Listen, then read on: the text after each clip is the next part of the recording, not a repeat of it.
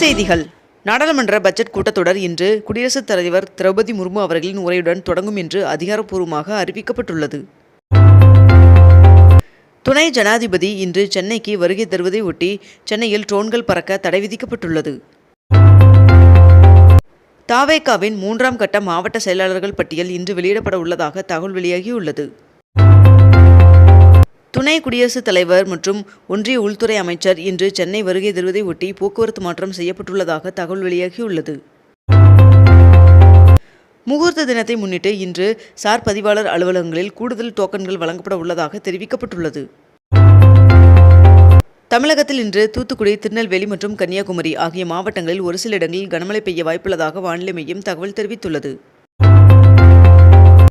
டெல்லியில் கடும் குளிரால் 56 நாட்களில் 474 பேர் உயிரிழந்தது தொடர்பாக தேசிய மனித உரிமைகள் ஆணையம் நோட்டீஸ் அனுப்பியுள்ளது.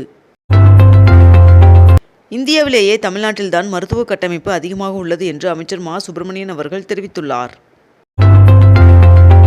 தமிழகத்தில் 83 காவல் ஆய்வாளர்களை TSP ஆக பதவி உயர்வு அளித்து உள்துறை செயலாளர் உத்தரவிட்டுள்ளார். சென்னை ரிப்பன் கட்டட வளாகத்தில் 75 கோடி ரூபாய் மதிப்பீட்டில் புதிய மாமன்ற கூடம் கட்ட அரசு நிர்வாக ஒப்புதல் கோரி மாநகராட்சி மாமன்ற கூட்டத்தில் தீர்மானம் நிறைவேற்றம் செய்யப்பட்டது. மகாத்மா காந்தி அவர்களின் நினைவு நாளை ஒட்டி முதலமைச்சர் மு. ஸ்டாலின் அவர்களின் தலைமையில் தீண்டாமை ஒழிப்பு உறுதிமொழி ஏற்கப்பட்டது. முல்லை பெரியாறு அணை உறுதித்தன்மை தொடர்பான வழக்கை எதிர்கொள்வோம் என்று அமைச்சர் துரைமுருகன் அவர்கள் தெரிவித்துள்ளார். ஆதவ் அர்ஜுனா அவர்களுக்கு தமிழக வெற்றிக் கழகத்தின் கட்சியின் மாநில அளவிலான பொறுப்புகள் வழங்கப்பட உள்ளதாக தகவல் வெளியாகியுள்ளது. நாடாளுமன்றம் இன்று கூட உள்ளதை ஒட்டி டெல்லியில் அனைத்துக் கட்சி கூட்டம் நேற்று நடைபெற்றது. மகாத்மா காந்தியின் 78வது நினைவு நாளை ஒட்டி முதலமைச்சர் மு. ஸ்டாலின் அவர்கள் மரியாதை செலுத்தினார். சென்னையில் 16,370 மெட்ரிக் டன் கட்டிட மற்றும் இடிபாட்டு கழிவுகள் அகற்றப்பட்டுள்ளதாக தெரிவிக்கப்பட்டுள்ளது. TNPSC குரூப் 2 2A முதன்மை தேர்வு ஹால் டிக்கெட்டை TNPSC வெளியிட்டுள்ளது. அரசு நிர்ணயம் செய்துள்ள கட்டணத்தை மீறி பயணிகளிடம் ஆட்டோ ஓட்டுநர்கள் கூடுதலாக பணம் வசூலித்தால் நடவடிக்கை எடுக்கப்படும் என்று போக்குவரத்துறை எச்சரித்துள்ளது. பண்டைய பழங்குடியின மக்களுக்கான பிரதம மந்திரியின் பெருந்திட்டத்தில் தமிழ்நாடு அரசு தற்பொழுது 108 கோடியை மாநில அரசின் கூடுதல் நிதியாக விடுவித்து முதலமைச்சர் மு. ஸ்டாலின் அவர்கள் உத்தரவிட்டுள்ளார். சென்னை மெட்ரோ நிலையங்களில் மாதாந்திர பார்க்கிங் பாஸ்கள் வருகின்ற பிப்ரவரி 1ஆம் தேதி முதல் நிறுத்தப்பட்டுள்ளதாக தெரிவிக்கப்பட்டுள்ளது.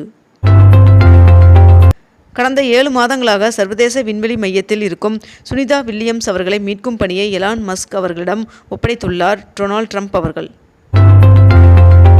மக்கள் பயன்பாட்டிற்கு 25 மாவட்ட அரசு தலைமை மருத்துவமனைகள் மிக விரைவில் வர உள்ளது என்று அமைச்சர் மா. சுப்பிரமணியன் அவர்கள் தெரிவித்துள்ளார்.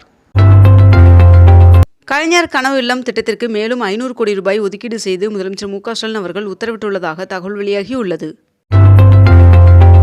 தமிழ்நாட்டிலேயே முதன்முறையாக சென்னை திருவான்மியூரில் நவீன வசதிகளுடன் பத்திரப்பதிவு அலுவலகம் இன்று திறக்கப்பட உள்ளதாக தெரிவிக்கப்பட்டுள்ளது. ஆட்டோ கட்டணத்தை உயர்த்துவது தொடர்பாக அரசு இதுவரை எந்த முடிவும் எடுக்கவில்லை என்றும் கட்டணத்தை உயர்த்துவது தொடர்பான முடிவு அரசின் பரிசீலனையில் உள்ளது என்றும் போக்குவரத்துறை தகவல் தெரிவித்துள்ளது. சென்னை உயர்நீதிமன்றத்திற்கு வருபவர்களின் உடைமைகளை ஸ்கேனர் வைத்து பரிசோதிக்க வேண்டும் என்று நீதிபதி உத்தரவிட்டுள்ளார். விழுப்புரம் மாவட்டம் மக்களின் நீண்ட நாள் கோரிக்கையான நந்தன் கால்வாய் திட்டம் 304 கோடியில் செயல்படுத்தப்படும் என்று முதலமைச்சர் மு. ஸ்டாலின் அவர்கள் தெரிவித்துள்ளார்.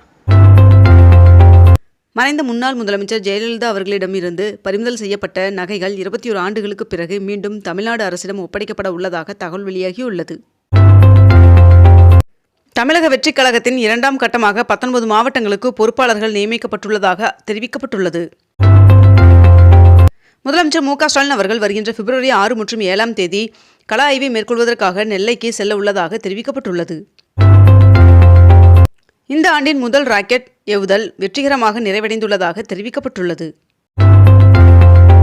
வார விடுமுறை மற்றும் சுப முகூர்த்த தினங்களை ஒட்டி தமிழகத்தில் சிறப்பு பேருந்துகள் இயக்கப்பட உள்ளதாக தெரிவிக்கப்பட்டுள்ளது. தமிழ்நாடு நகர்ப்புற வாழ்விட மேம்பாட்டு வாரியத்தின் சார்பில் 327 கோடி ரூபாய் செலவில் கட்டப்பட உள்ள 2404 புதிய அடுக்குமாடி குடியிருப்புகளுக்கு முதலமைச்சர் மு. ஸ்டாலின் அவர்கள் அடிக்கல் நாட்டினார். முதலமைச்சர் மு. ஸ்டாலின் அவர்களின் தலைமையில் நடைபெற்ற திமுக எம்பிக்கள் கூட்டத்தில் 6 தீர்மானங்கள் நிறைவேற்றப்பட்டது. திருவாரூர் மாவட்டத்தில் கடந்த ஒரு மாத காலத்தில் 50,000 மெட்ரிக் டன் நெல் கொள்முதல் செய்யப்பட்டுள்ளது என்றும் 6,736 விவசாயிகள் வங்கிக் கணக்கில் 121 கோடி ரூபாய் வரவு வைக்கப்பட்டுள்ளதாகவும் தகவல் தெரிவிக்கப்பட்டுள்ளது. ஈரோடு இடைத்தேர்தலுக்கு மின்னணு வாக்குப்பதிவு இயந்திரத்தில் வேட்பாளர்கள் பெயர் சின்னம் பொருத்தும் பணி தொடங்கியது. காக்கலூர் புட்லூர் பகுதியில் 6 கோடியே 15 லட்சம் ரூபாய் மதிப்பீட்டில் புதிய சாலை அமைக்கும் பணியை கிருஷ்ணசாமி எம்எல்ஏ அவர்கள் தொடங்கி வைத்தார். மத்திய நிதியமைச்சர் நிர்மலா சீதாராமன் அவர்கள் வருகின்ற பிப்ரவரி 1ஆம் தேதி 8வது மத்திய பட்ஜெட்டை தாக்கல் செய்ய உள்ளார். சென்னையில் வருகின்ற பிப்ரவரி 16ஆம் தேதி ஆசிய கோப்பை ட்ரையத்லான் போட்டி நடைபெற உள்ளது. 163 வருடங்களுக்கு பிறகு அமெரிக்காவில் தனிநபர் வருமான வரி நீக்கப்படுவதாக அமெரிக்க அதிபர் டொனால்ட் ட்ரம்ப் அவர்கள் தெரிவித்துள்ளார். திருமூர்த்தி அணையிலிருந்து இன்று முதல் 135 நாட்களுக்கு தண்ணீர் திறந்துவிட அரசு ஆணையிட்டுள்ளது. சீனாவின் டீப்ஷீக் என்ற ஏஐ நிறுவனம் மிகப்பெரிய அளவில் வளர்ச்சியடைந்து வருவதை அடுத்து அமெரிக்காவை மையமாக கொண்ட ஏஐ நிறுவனம் திடீரென்று வீழ்ச்சியடைந்துள்ளது. 33 கோடியில் திருச்சி கிழக்கு தொகுதியில் இலங்கை தமிழர் மறுவாழ்வு முகாம் புதிய கட்டுமான பணியை துணை முதல்வர் உதயநிதி ஸ்டாலின் அவர்கள் அடிக்கல் நாட்டி தொடங்கி வைத்தார். சோளிங்கர் அருகே கரும்பு தோட்டத்தில் இருந்து 2 ஐம்பொன் சிலைகளை அதிகாரிகள் மீட்டனர். தமிழ்நாடு நுகர்பொருள் வாணிப கழகத்தின் 1 கோடியே 14 லட்சம் ரூபாய் மதிப்பீட்டிலான பெட்ரோல் டீசல் விற்பனை நிலையம் தொடங்கி வைக்கப்பட்டுள்ளது. மினி பேருந்துகளுக்கான டிக்கெட் கட்டணத்தை மாற்றியமைத்து தமிழ்நாடு அரசு உத்தரவு பிறப்பித்துள்ளது. மேலும் வருகின்ற மே 1ஆம் தேதி முதல் புதிய கட்டணம் நடைமுறைக்கு வரும் என்றும் தெரிவிக்கப்பட்டுள்ளது. கல்வி மருத்துவ சிகிச்சைக்காக திமுக இளைஞர் அணி அறக்கட்டளை சார்பாக 15 பேருக்கு நிதியுதவியை துணை முதல்வர் உதயநிதி ஸ்டாலின் அவர்கள் வழங்கினார். இனி உங்கள் சொத்துக்கான பட்டாவுடன் வரைபடத்தையும் ஒரு சேர பதிவிறக்கம் செய்து கொள்ளும் திட்டத்தை தமிழக அரசு செயல்படுத்த உள்ளதாக தகவல் வெளியாகியுள்ளது.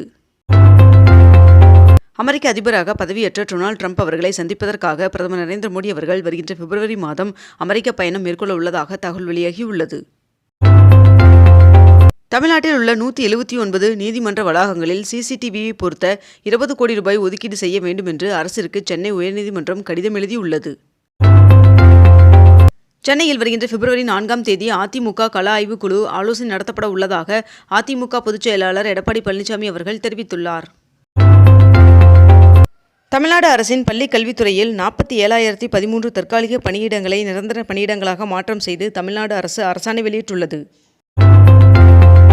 சென்னையில் இன்று 22 கேரட் ஆபண தங்கத்தின் விலை சவரனுக்கு 120 ரூபாய் அதிகரித்து ஒரு சவரன் 60,880 ரூபாய்க்கு விற்பனையாகிறது.